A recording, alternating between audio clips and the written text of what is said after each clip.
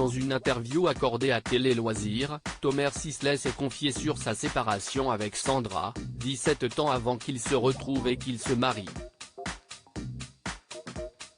J'ai été super malheureux, voire dépressif, a-t-il avoué.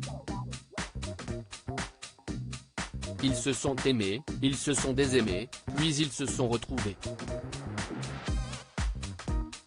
Thomer Sisley et Sandra de Mattéis se sont rencontrés dans une boîte de nuit à la fin des années 1990, et cela a été le coup de foudre.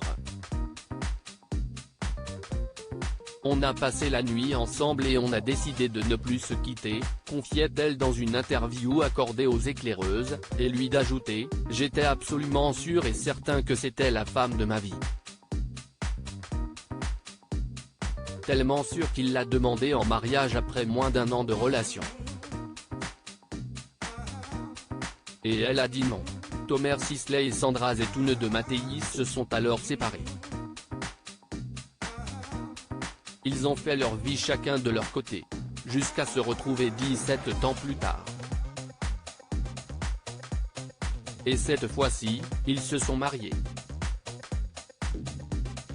Désormais, ils forment une grande famille recomposée, avec Dino, le fils de Sandra de Mattéis de sa précédente relation avec Valérie Zetoun, et Liv Chaya et Levin, les enfants que Thomer Sisley a eus avec Julie Madar.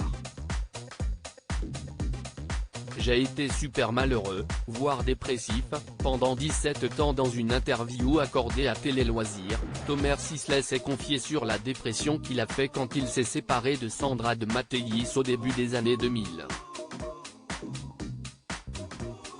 Quand j'avais 25 ans, il se trouve que j'étais déjà avec la femme avec laquelle je suis marié aujourd'hui. J'étais fou amoureux et, quand on s'est séparés à l'époque, j'ai été super malheureux, voire dépressif, pendant 17 ans, a-t-il révélé, expliquant qu'il s'était appuyé sur ce sentiment pour incarner Ludo, personnage principal de la série Vortex, bientôt diffusée sur France 2, qui ne se remet pas de la mort de sa compagne. J'ai pu facilement me projeter dans la peau de ce pauvre Ludo. Sa dépression lui aura au moins servi à ça.